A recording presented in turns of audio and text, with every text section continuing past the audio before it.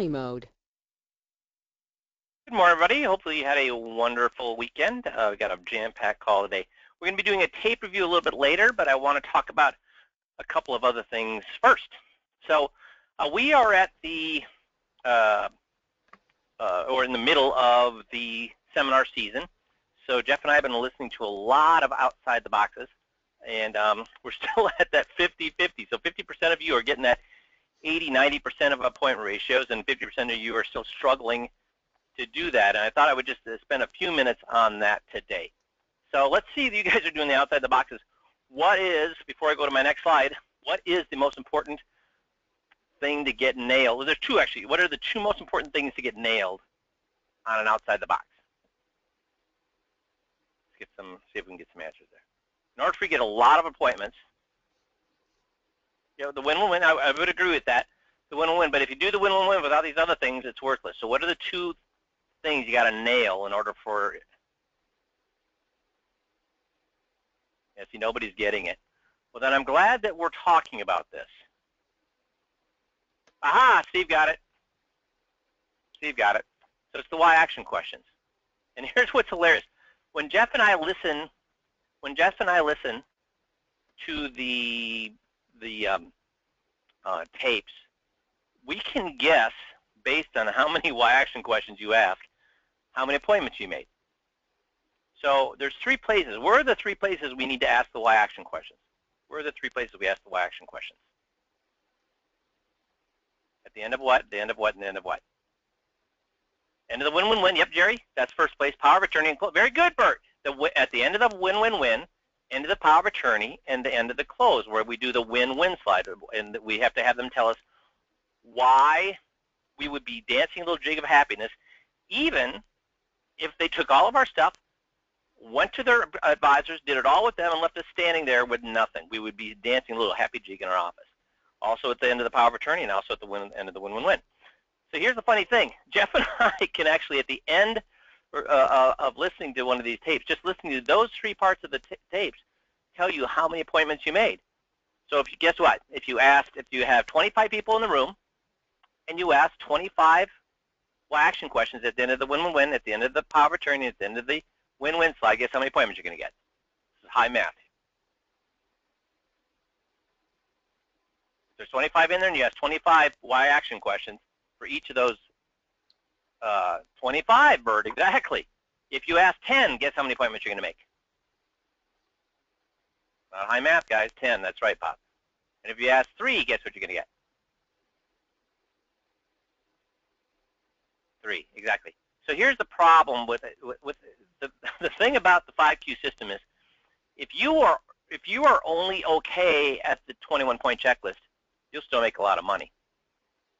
If you're good at the 21 checklist, you'll be able to make more. If you're great at the 21-point checklist, you can make $1 million a year. I've had lots of guys do that. But when it comes to the marketing, guess what? With the outside the box, if you're just okay, you're going to make 30% appointment ratios. And the problem is, guess who that 30% of the people are, with money or without money? So 30% of the people that made appointments, are they the people with money or without money? Without. There's 30% of people without money. So if you only make 30% appointment ratios, all you're going to see, not only do you get a slap in the face because you didn't get very many appointments, but all the appointments you see are going to be people with no money.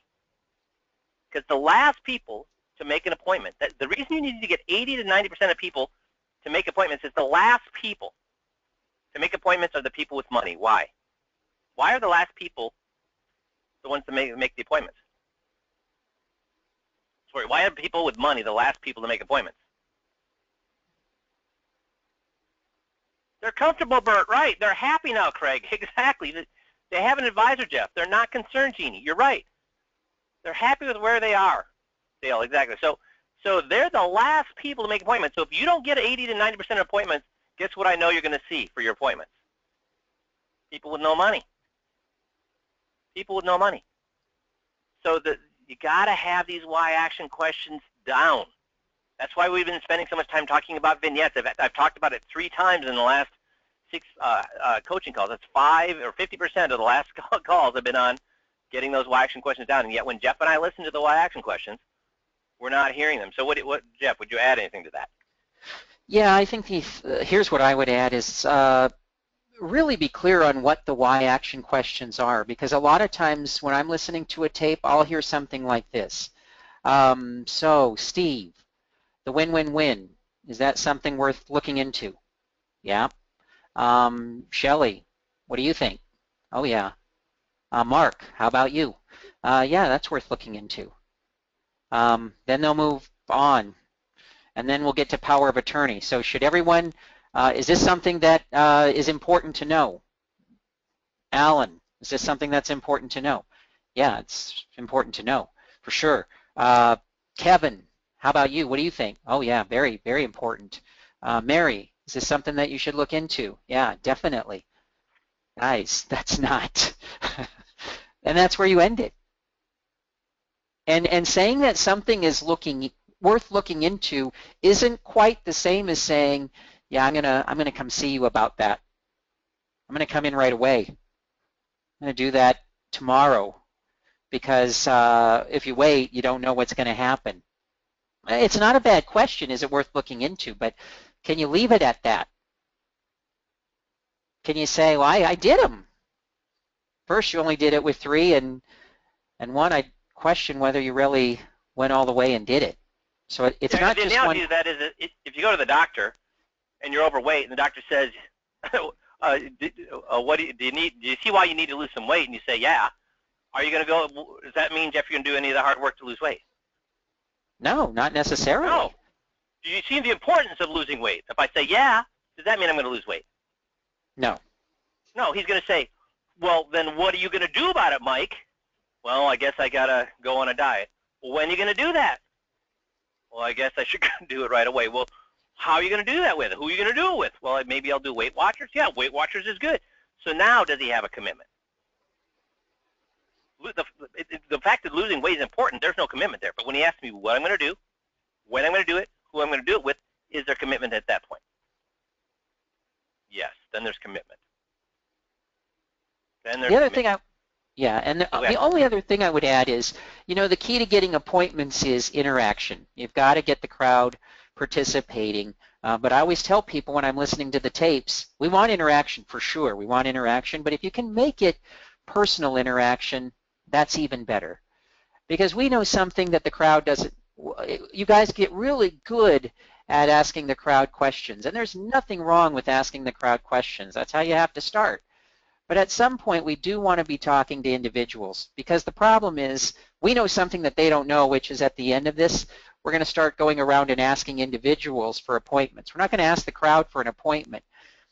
And that's awkward if you don't feel like you know them.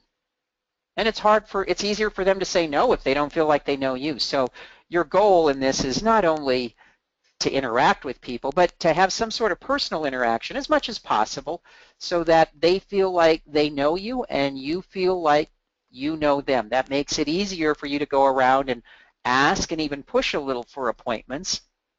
Makes it harder for them to say no.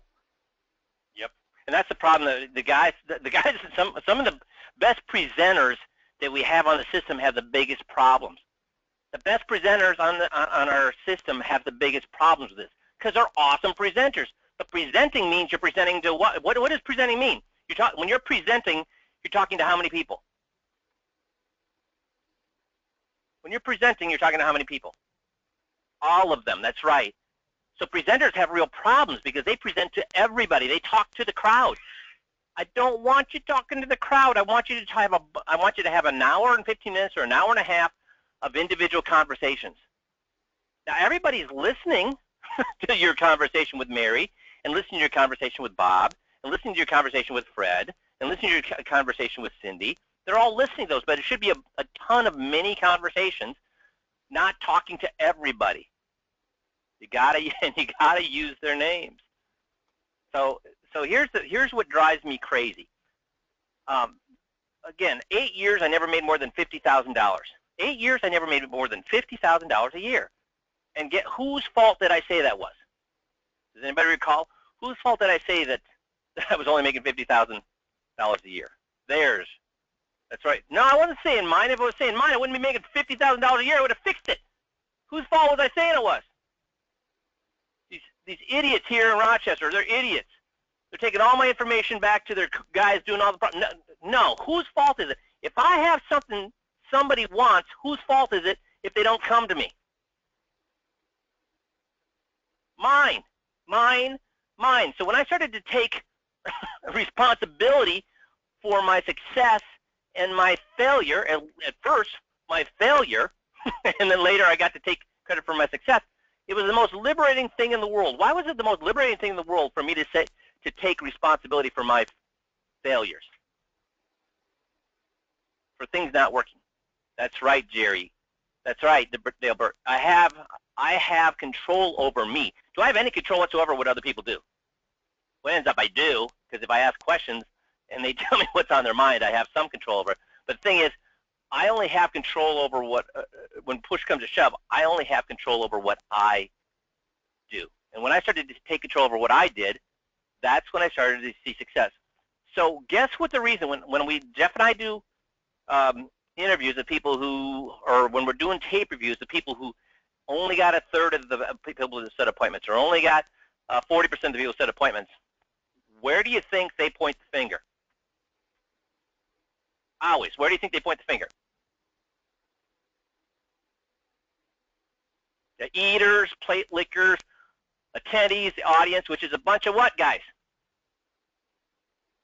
What is that when they do that? That's BS, right? Because the fact is, can I ask you a question? How many people would like long-term care for free? How many people would like long-term care for free? Everyone. And if they've all told us they want long-term care for free, what are they going to do at the end of the event? Make appointments with me. Now, how many people should be worried about powers of attorney not working with Social Security, with Medicare? What about poor people? Should they worry about Social Security and their power of attorney not working with Social Security and Medicare? In fact, who will it hurt more, the wealthy or poor people, if their power of attorney is not working with Social Security and Medicare? That's right, Robert, the poor. That's right, Craig, the poor. Greg, the poor. Why would it, yeah, Terry, Jerry, you got it right, the poor. Why would it hurt the poor if their power of attorney is not working with Medicare and Social Security? Why would it hurt them more? That's right, Robert, they have no other money to fall back on. So if they lose a Social Security check, if the Medicare's not paying the bills, where are they, guys? They're up the creek. So if they want, if everybody in the audience wants long-term care for free, hey, but the poor people, they might not have 50 grand. They might have $25,000. So they might say, hey, you know what? This win-win win thing sounds good, but there's really no sense in me making an appointment. But when you get to the power of attorney, now is there any? Now the people with money want that. People with money want that. But when you get to the power of attorney, how many people should be buying into that, getting that fixed? Everyone. Everyone. So that means if everybody knows they need to get that fixed, everybody's giving the commitment that yes, we need that at the why action questions of the power of attorney. All the people with money now have told us twice they need to meet with us because they all said with the win-win-win. What are they going to do at the end? They're going to make appointments with us. And then the last thing at the end, we have a closing slide called the win-win. So we have the win-win-win, which is the long-term care for free, but at the end we have a win-win slide, which is where we have them tell us why they win if they come in to see us, and why we win if they come in to see us, even if they don't make appointments. Even if they don't move their money to us, even if they don't become clients of ours. And if everybody in the room tells me that, then how many people? If everybody in the room says they want the win-win-win, everybody in the room says they want me to check the power of attorney, everybody in the room says there's no risk whatsoever because I'm going to be just as happy if they don't become a client, how many people are going to make appointments with me? Everyone. Yes. And guess what happens? For 50% of the guys, that's what happens. And the other 50%, it doesn't happen. But why isn't it happening for the other 50% of the guys? They're not doing the why action questions. Now, I went back and looked to see who are these people? Maybe they're only 50% of the people are special, and the other 50% of the people are not special. No, when I looked at it, I grabbed somebody from the West Coast, grabbed somebody from the East Coast, grabbed somebody from the South, and somebody from the Upper Midwest. And guess what I found out? Just grabbing them randomly, the guys that were making 80 to 100% appointment ratios. We had one guy who's a young, cocky guy, young, cocky, stockbroker type guy, 80 to 100% appointment ratios. We have a guy from down south who's this big teddy bear, nice, jovial, casual kind of guy. He makes 80% appointment ratios. A guy out west who's professional, nice, polite, he makes appointment 80 to 100% more appointment ratios. A gal on the East Coast, so a woman on the East Coast who's very, what would you call, very to the point, very factual, she makes 80 to 100% appointment ratios. So are those four people from the same place geographically? No? Do those people sound like four of the same exact type of person? So it's not about who you are, it's about what you do. Okay, does that make sense? And when you say it's not my fault, it's the audience, guys, I guarantee you, here's the thing I will guarantee you, is for those people that make 80 to 100% appointment ratios, how many of those people that came in were plate lickers? For the people who make 80 to 100% appointment ratios, how many were? That's right, John. All of them were. All of them were. Why? Did any of them come just for the information? Did any of them come for help? No. They came what? To have a good time. To have something to eat. So every single person in there was a plate licker. And you've all heard the story about this Earl Bronstein.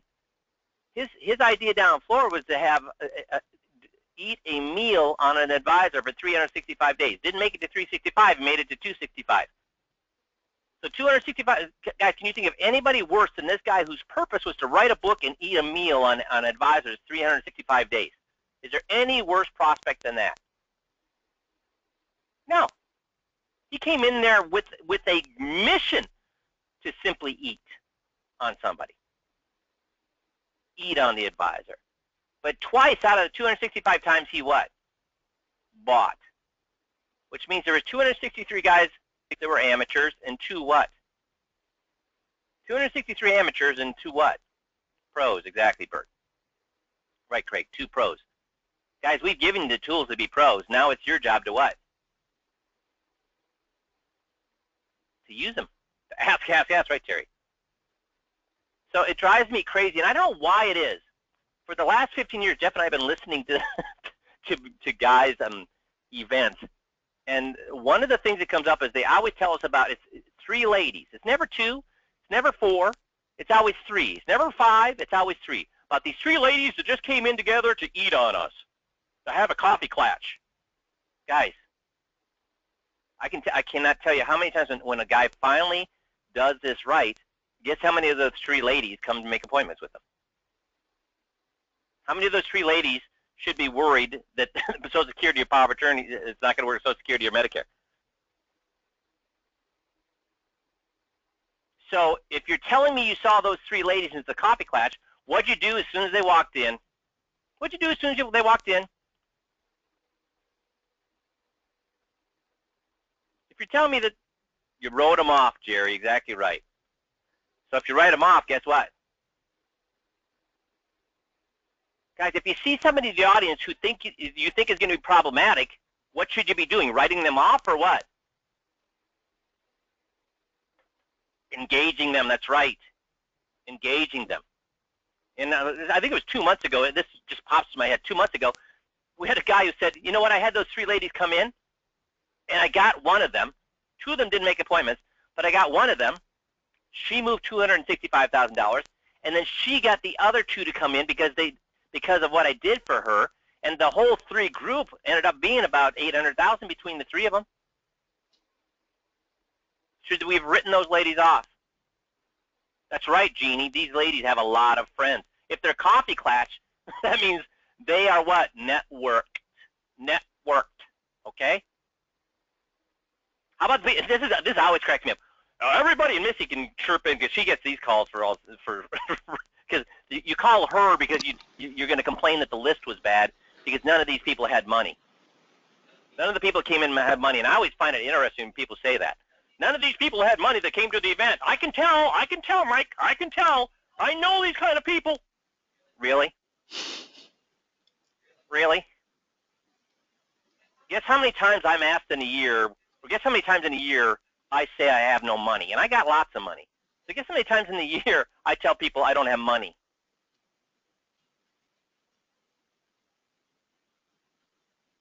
A lot, right, Bert? A lot. Why do I say I don't have money a lot? It's easier. What do you mean by that, Craig? Easier. Shut the sales job down, right, Jerry? People won't bother me, right, Robert? It deters sales, Gene. Exactly. So I say I don't have money all the time. And Jerry at ECA always talks about his aunt who wears sweatshirts with wolves howling at the moon, lives in a trailer court, talks pretty. She's a little bit bigoted, uses colorful language. And guess how much she's worth? She's worth way more than I'm worth. I mean, I drive a 10-year-old car. I live in a little middle-of-the-road house, and I have lots of money. I don't wear fancy watches or clothes. So, that's the kind of person you want to work with, right? So why are those people saying that I was in front? If they have no money, how many of them should have made appointments to get their powers of attorney fixed? All of them, that's right. So if they didn't all make appointments, was it the fact they didn't have money that made appointments, or the fact you didn't do what you're supposed to do that didn't make appointments? Millionaire next door, right, Bob? So when Jeff and I are doing the tape reviews, or Missy is, we're listening to you make all these excuses about why you didn't make appointments. This is what you should visualize us doing, guys. If you do it right, if everybody in the room tells you they're going to make an appointment for the win-win-win, if everybody in the room tells you they're going to make an appointment for the power of attorney, if everybody in the room tells you that you're not going to be mad if they don't work with you, but you're going to be dancing a little happy jig if they take all of your information and leave you standing in the wind as they ride in the sunset with the information, guess how many people are going to make appointments? All of them. So, have I made my point here, guys? I mean, I'm sorry to go on and on and on, but it drives me crazy. Half of you are getting 80 to 90% appointment ratios. We never saw that. We did not see that in the heyday of events, but we're seeing that today. It's crazy. But half of you are not seeing that, and this is the reason, can boil down to not asking the why action questions. So anything briefly, Jeff, you could add to that or want to add to that before I move on to the tape review? Yeah, I think the only thing that I would add to that is just to reemphasize what you said. The goal in the marketing is to get appointments. The 21-point checklist will identify people if they have money and get them to move everything to you. Your only job at the workshop is to get appointments. So I don't care. I hear this from people too that, hey, I know you don't want to hear this, Jeff. I know you hear this, and I know what you're thinking, but I've been doing this a long time. I'm just telling you, I know. Well, so what? So maybe you know. Maybe you know something I don't know. I'm not there. I guess I can't see, but they should have still wanted an appointment. Well, what do they know? You didn't finish. So what do they know? They know what? I know, Jeff. They don't have money. Yeah, that's right. I can tell. They don't have money. They still should have wanted an appointment. If the goal of this whole thing is to get appointments, then you still failed. Your goal is to get appointments with everybody. Quit worrying about the money. The money will take care of. Some people in there don't have money. Yes. Some people do. Yes. You can't tell who does and who doesn't, so get appointments with everybody. We'll find out when they come in for a meeting. It just cracks us up, guys. We've heard this over and over and over. I know you don't know. I know you don't want to hear this. That's why I'm laughing, because I hear it all the time. And then when we finally get that guy straightened out, guess what? And he finally starts to do it right. All of a sudden he found that, I guess magically, the mailings start to work. So as soon as the guy starts doing the why action questions, guess what? Apparently there's some sort of thing that Missy does. She flips a switch to make the mailing list better when you start doing the why action questions. Is that really what's happening, guys? No. It doesn't have to do with the mailing list. It has to do with the guy. So please, please, please, okay? Thanks. So now, when is a bear market done, guys? When is the bear market done? That's a hard question, I know.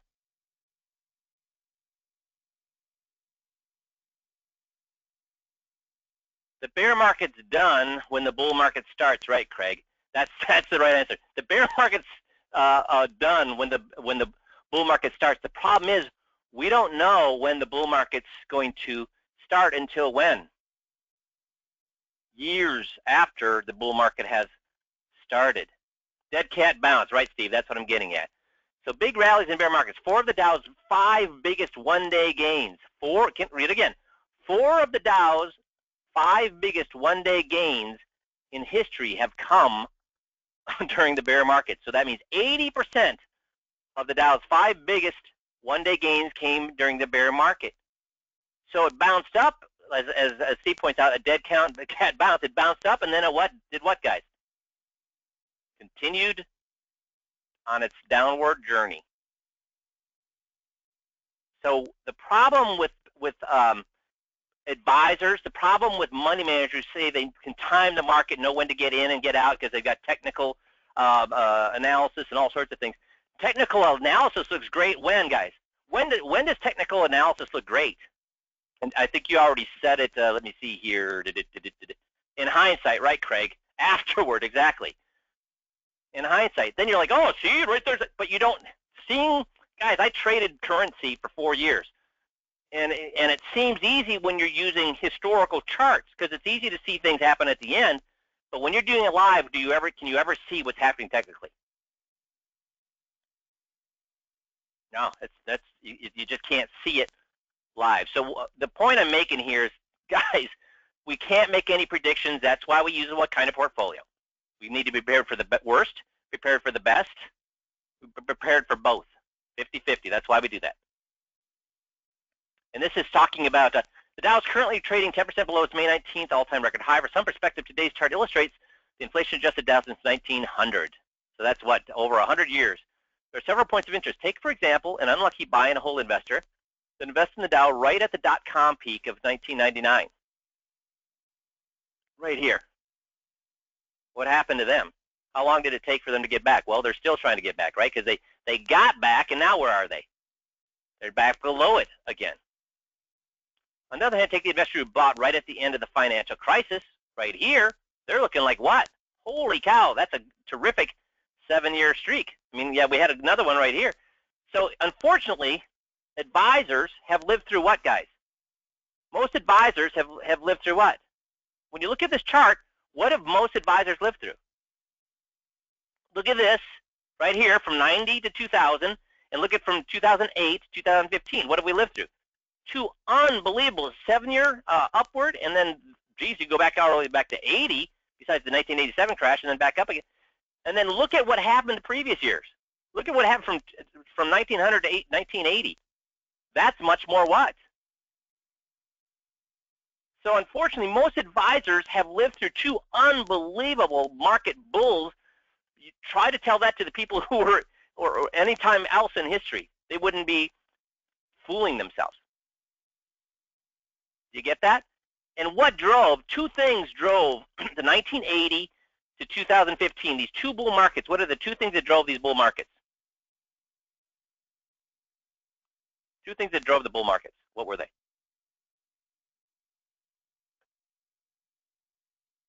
Well, hubris, I'd agree with that. Tech, right, Roy? Tech, internet, and home finance. Very good, Gary. Internet and home finance, Gary, exactly right. The internet and all the companies that came to be because of the internet drove that. And the fact that everybody was being able to refinance their homes to buy all sorts of crap, that's the 2 things. Well, what's happened with the internet? Is that a mature, or a fairly mature industry, or a brand new industry? Mature.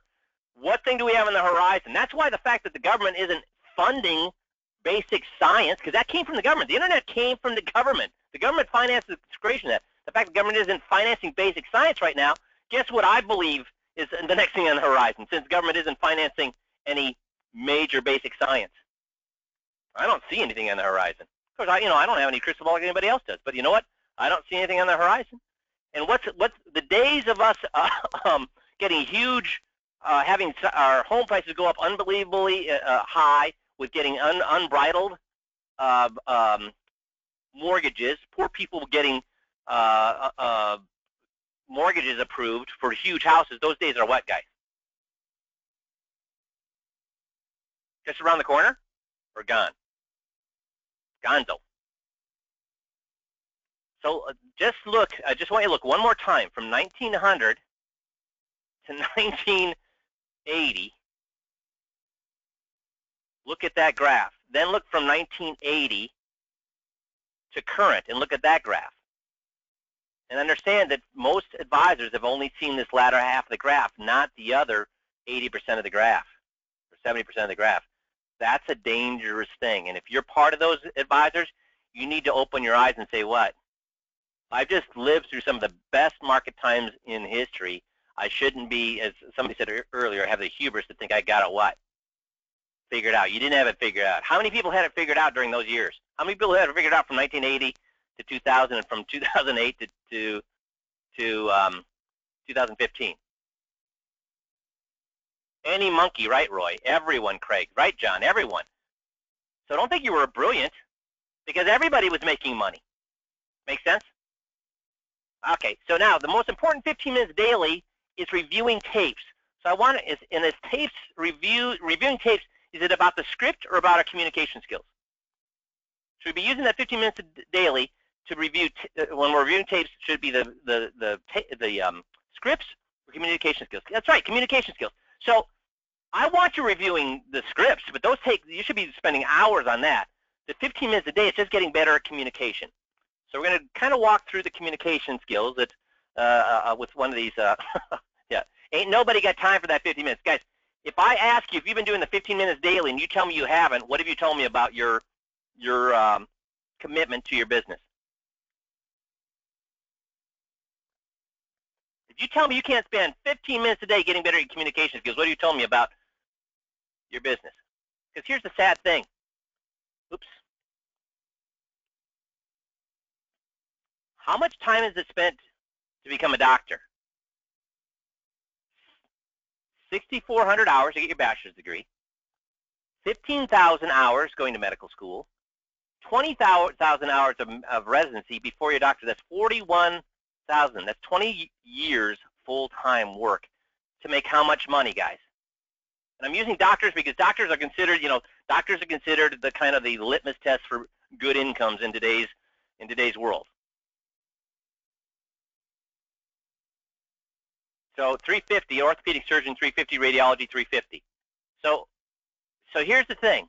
It takes 20 years to make $350,000 to be a top end of the physician, but they are even higher, right? Because then they have to go through specialty training, so they're even past that 20 years of full-time work. Down here, we're at 150. Guys, I will tell you straight out, the 15-minute drill, if you do the 15-minute drill, look at year 1 through year 8. I made $50,000 a year. Through year 1 through year 8, $50,000 a year. How much better was I at the end of year 8 than I was at the end of year 1? How much better was I at the end of year 8? Yeah, none. It was the same thing over and over and over. But the year that I had a litmus change in my litmus test change in the way I conducted my business, I started to do these 15-minute reviews every single day, Monday through Friday, and I did them straight for 2 years. So just think about this. First week that I did it, Monday through Friday, I got better 5 times. That was more. That was 5 times more than I got better in the previous 8 years. By the end of a month, I'd gotten better 20 times. By the end of a year, I'd gotten 250 things better. Guys, do you understand how I went from making $50,000 a year to $350,000 a year in 1 year? Because I got better at 250 little things. Those little things added up to what? A 7-fold increase. A 7-fold increase, 700% increase in my income. The next year from 350 to 667 because I was still doing these 15-minute tapes. So anybody that tells me they're not willing to spend 15 minutes a day, they're too busy, is full of what? Anybody tells me they're too busy to spend 15 minutes is full of what? That's right, Jerry, BS. Crap, that's right, Bert. What they're telling me is, guys, is 15 minutes really that hard to find? Because if it is, you know what? And the next person tells me that it was taking too long, we're getting your wife on the phone and saying, you know what? Your husband has decided that he does not want to double his income because he won't spend 15 minutes a day. What do you think your wife's going to say? Because you will double it's impossible. And Jeff, would you say if somebody did this tape review, as we asked them to do, 15 minutes a day, would it be possible for them not to double their income? No, you'd be getting better and better. Eventually, you'd start closing more and bigger cases. You'd for sure double your income. I don't know how you could not. If you get better at 250 things over a year, guys, really? You're telling me you wouldn't double your income? And yet I have guys still telling me, oh, yeah, I meant to do that. Oh, yeah, I should do that. Oh, dudes, stop it. Just do it. And all of a sudden, the message board has got very quiet. Why is that? So doctors will spend 20 years, but you won't spend 15 minutes a day, 5 days a week. Yeah, you can't hear me anymore, John. Is that the case? Are you joking, John, just so I know? Say yes or no. Oh, you might not be joking. Can somebody else tell me, can you hear me or not hear me? Can I get some yays? Yeah. Okay, everybody else can hear me. Okay, good. Super. You kind of scared me there, John. So we'll go ahead and go into the tape review. But guys, do you understand the importance of all the things that you do during the day? The most important thing is spending 15 minutes a day listening to your tapes. Find something you can do better. Stop the tape. Think about what you could have done better. Reverse it just a little bit. Play it. Stop it. Say what you should have said. Reverse it. Play it to where you get to that point. Stop it. Say what you should have said. Reverse it. Play the tape. Stop it. Say what you should have said. Do that over and over and over for that one thing for 15 minutes a day. Do that 250 times a year, and you'd be, I'm telling you, it's impossible not to double, triple your income. I mean, mine went up 7-fold. Again, that's where you're going to see that doubling of your income over the first year. So I'm going to zip through this. I wanted to spend more time on it, but I want to get to the tape review. Okay. So the tape review shows that that when we talk to people, it's a layer of the onion. If we get one thing wrong, if we're cooking a recipe and we have to just take off one layer of the onion, does it really matter? No. How about another layer? No. Another layer? No. Well, eventually, if somebody's got a very sensitive palate, they'll eventually notice. Some people will never notice that we didn't put the onion in there. And that's the way it is with these communication skills. Some people are less sensitive to us correcting them, less sensitive to us over-talking them, less sensitive to us not laughing at them, and it won't matter if we do all those mistakes. But there's varying degrees of that. Some people are ultra-sensitive to it. I'm ultra-sensitive to it if somebody does it to me. So we got some people are not sensitive, some people are ultra-sensitive. And somebody does it to me once or twice, I'm done with them. So, and I think that the more money they have, you think the more money the more sensitive they are, the less sensitive they are, the more money they have. The more, that's right, the more. So we want to get is, we don't sink a meeting by doing one of these mistakes, but the more mistakes we make, the less we're likely to get the people with money. So we're going to go ahead and listen to the tape here. I'll start it on perfectly skewed it up for me here. So here we go. To do today is explain and help you see kind of what you have. Does that make sense? Yes. And I'm not going to make any recommendations today. That's the easy part, honestly. Okay. When you're good at what you do, it'd be easy for me to know what to change. But I want you to see exactly what you have, and then for you to tell me, no, that's exactly the way I wanted it. I like that.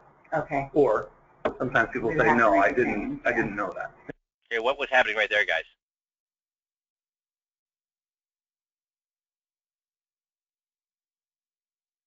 Oh, I agree.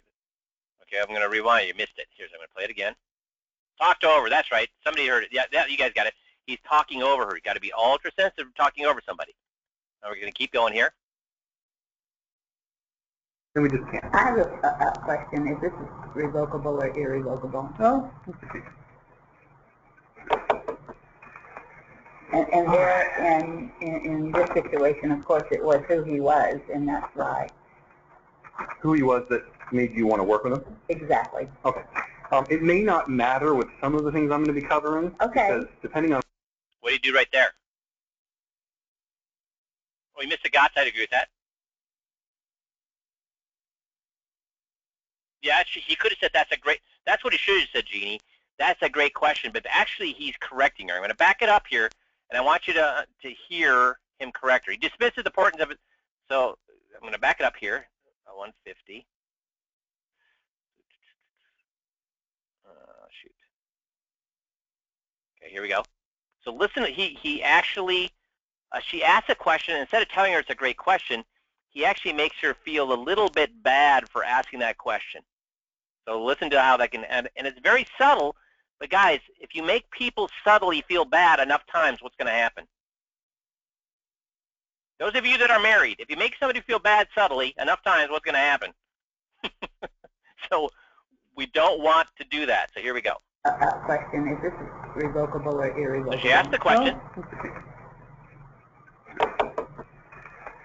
And there, in this situation, of course, it was who he was, and that's right. Yeah, and Jeannie points out, did you hear him sigh there? Did he mean to sigh like, geez, you know, why are you bothering me with this question? Or was he sighing as he was going deeper into and looking at the document? He was sighing as he was going deeper into the document, but how could she have heard that? What might she have heard when he sighed like that? Exactly, Jeannie. Like, how stupid are you? It could have been reviewed, even though that's not the way he meant it. That could have been felt that way. That's the importance of listening to the tapes. There's no way he would have caught that without listening to the tape. Who he was that made you want to work with him? Exactly. Okay. It may not matter with some of the things I'm going to be covering. Okay. Because depending. So she's asking a question, and he just told her what?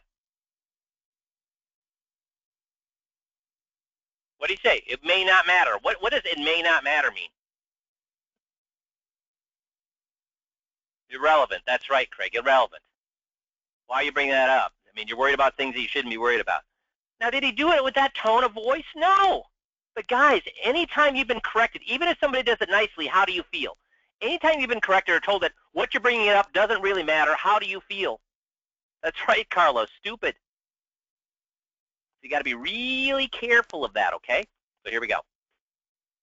Depending on whether you like the way it's set up or not, there may be things in here that you want to go up and update. And frankly, every estate planner, when you go to update something, often they're going to say we need to just do a new one over again because they're using a template. It's faster, particularly if you're using a different person. Maybe if you go back to them. Probably one quick phone call to them would tell you whether it's revocable or not. Well, revocable and amendable. Okay. Revocation and amendment. So Jeannie just comments confusing. Here's why I would agree exactly with Jeannie. So when I'm listening, if you're listening to your tape, you're doing the 15-minute tape review, and you listen to yourself talk for more than 30 seconds, what's the problem? You see it here up on the screen, 150. Telling, selling, preaching, and teaching. And that's what he's doing right now. And see, here's the problem we have when we tell, sell, preach, teach. How often do we cover these things? We do it 3-4 times a day, some of us that are busy. So we make the assumption that this stuff is easy, but to them it's what? Hard. It's confusing. They've never heard it before. Even smart people. It's something that's overwhelming, right? So it's things they have not heard before. So they get overwhelmed. And when you get overwhelmed or confused, what do you do, guys? I know what I do. Tune out. I'm not listening anymore. I just start nodding and smiling, gulping in my head. So you can't do that. Because he goes on here for over a minute, just talking, and I don't have a clue whether she knows what's going on or not. You think it's probably revocable. I'm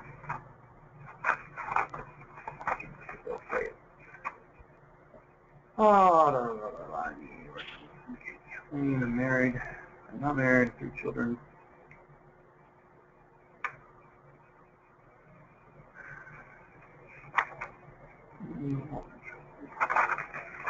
We may be able to just call them at the end of the meeting and ask them. But why don't I show you kind of some of the things that Yes, please do, Charlie. what's going on, Yeah. and then we can figure out. And are you asking because you wanted one or the other? You wanted. Well, somebody asked me if it was revocable or. So he did something great there. He actually didn't assume. He asked a question. Never assume you know how things are set up. Never assume I don't care if you know how it is. You never tell them how something's put together. You need to ask them, which he did ask, and she answered. Never assume anything. So that was something he did very well there. Is he asked her a question, is it set up this way or this way, and she answered him. That was a good thing. And I said, gee, I don't know. Yeah. Duh. Oh, he missed something there, so I'm going to back up. First of all, I want you to listen to where he qualified or asked her to be clearer, or no, I'm sorry, asked her the question instead of assuming, and then I want you to tell me what he did wrong here. Why don't I show you kind of some of the things that Yes, please do, Charlie. what's going on, Yeah. and then you can figure out. And are you asking because you wanted one or the other? You wanted. Well, somebody asked me if it was revocable, and I said, gee, I don't know. Yeah. Duh. Okay, what did he miss? So there he asked her, did you do it this way or this way? That was good. He was making sure they knew it. She said, duh. Yeah, that's right, Jeff. And what did he not do when she said, duh? Why would well, and what would be the appropriate thing to say to do gots? How would you gots when she said, duh? What was she looking for there?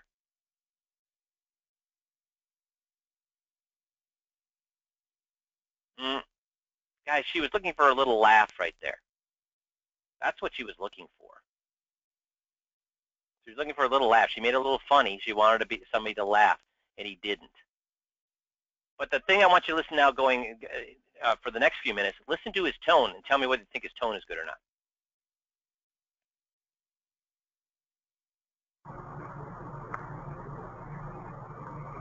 I'll take a note here from me. Okay.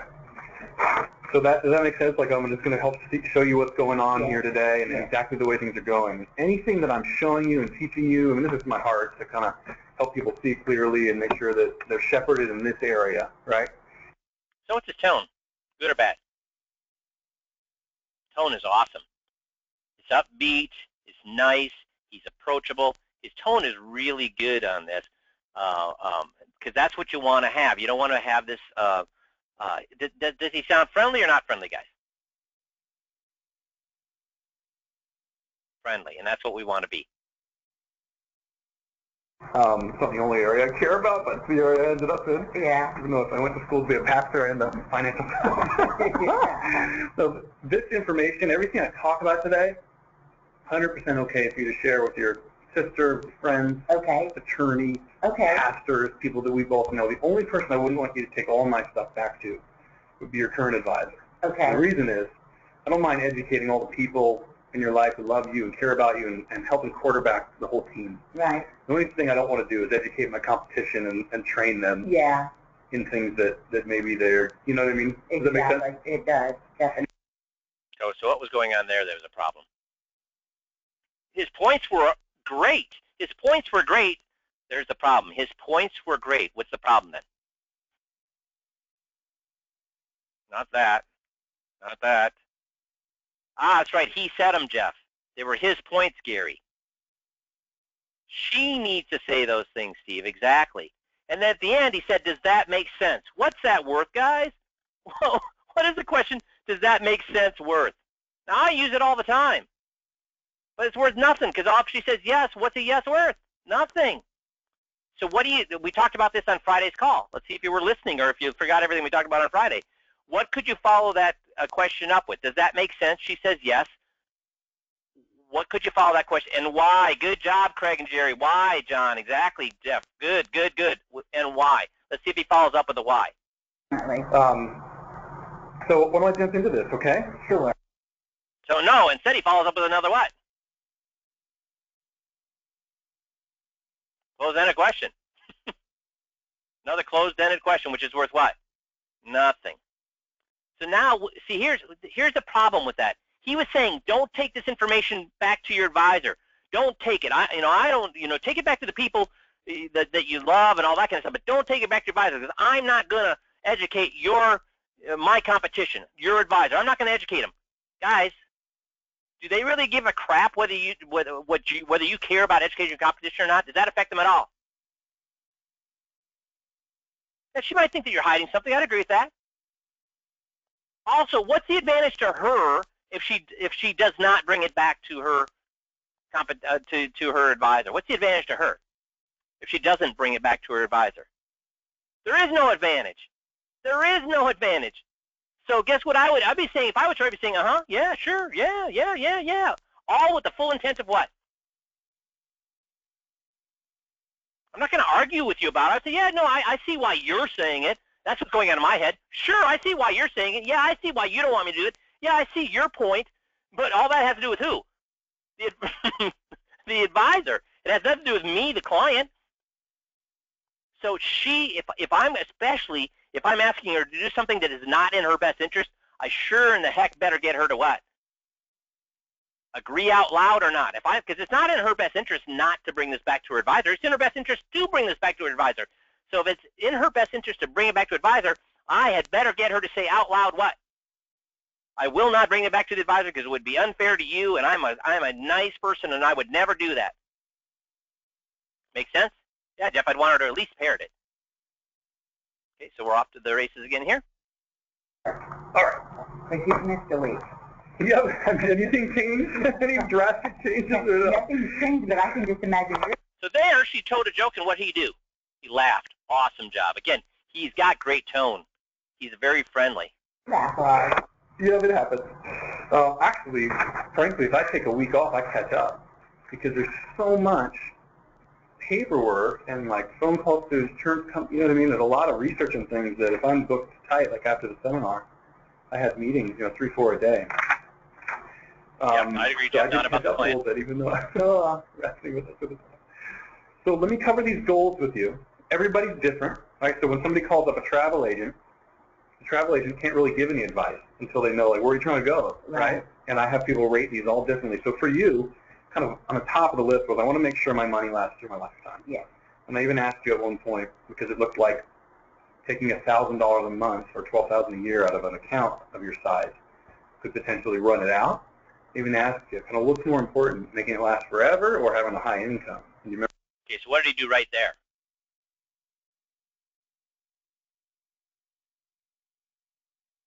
What did he do right there? He asked, what kind of a question? Questions are not, guys, remember, it has to be the right kind of question. Yeah, either or question, Jerry, exactly. And either or, Craig, exactly right. So you're right, John, it was a question, but there's two types of questions, closed and open, and guess what a closed question is worth? Diddly do, because guess what everybody on the system is awesome at asking? Guess what every advisor is awesome at asking? Closed-ended questions, because we'll always go on and on and on and on and on, maybe for 1 minute, maybe 2 minutes, maybe 5 minutes, but at the end of that 1, 2, or 5 minutes, what question do we ask people? Does that make sense? Or do you see what I'm saying here? Or you see why it works that way? You ask a closed-ended question, which does you nothing. So when we do something right, it can't just be a question. I want you to say open-ended question. Though you were absolutely right, John. It was a question, but there's difference between open and closed-ended. I want us to start recognizing those differences. Remember which one you said? Both? It's both. But the last forever. Having a high income just until you need to like go into a nursing home or have health care, and then when the money's gone, it's going to be difficult. Yes. So that was number 1 on the list here. I'd like to ensure that my assets are protected from losses. Those kind of go hand in hand the way you have your assets. If you take a 30% drop, that would be a hard thing to cover from. Would you think? So he's telling her what? So, we got to be careful about our assets. I mean, we can't let our assets go down, because if they go down, that's a hard thing to recover from, right? What's the problem with that, guys?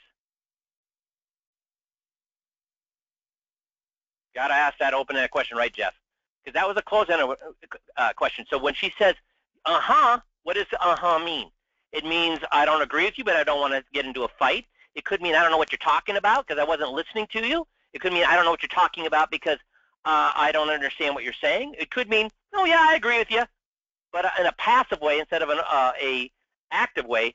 If he wanted her to agree with that, and is that an important thing to get her to agree with? Risk. Risk is not good. Is that an important thing for her to agree with?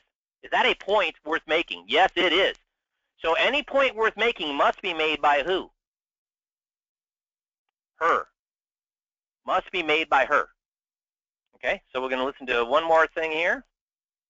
And you say you look at the stock market every day. Mm-hmm. How would you feel if you turned it on and it was just 2008 all over again?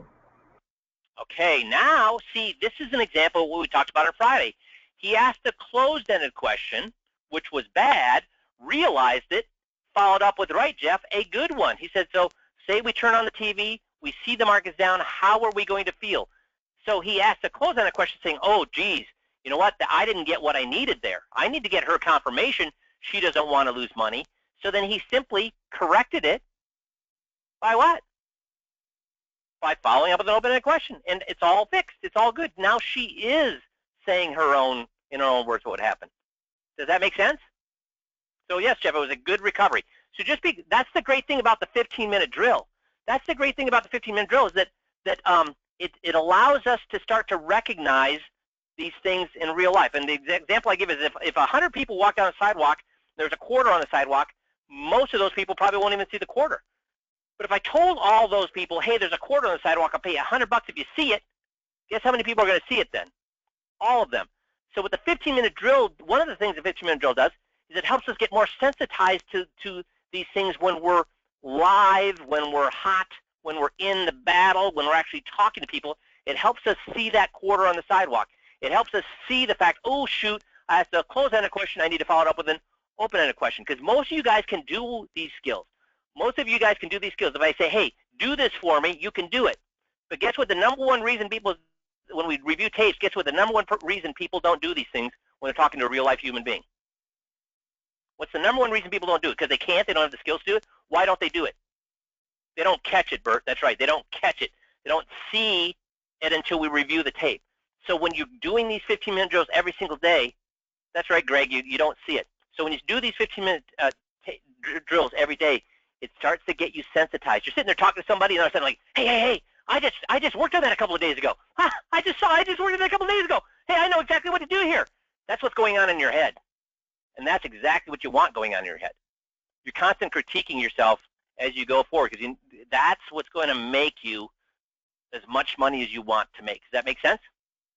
So I have a question for you guys. If I get some answers to this, I still have about 3 screens, so about 10 minutes to go through. Would you like to continue this next Monday instead of my next topic next Monday, so I can push that back? Would you want to continue this conversation? I got yes, some yeses, some sures. Okay, I'm getting lots. Good, good. So I will just continue this tape review next week then, because are you learning things from other people's experiences? Super. That's what we'll do then. So Missy, can you help me remember that? Yep, I sure will. Awesome. Well, thanks, guys. And I hope you understand the spirit. The beginning of this conversation was about the outside the box. Is that done to make fun of people, or is that done so they understand what they're missing? To motivate, right? To motivate. Exactly. That's right. So thank you very much for being on the call today. I hope you have a wonderful week, and we'll talk to you all on Friday. Thanks, everybody.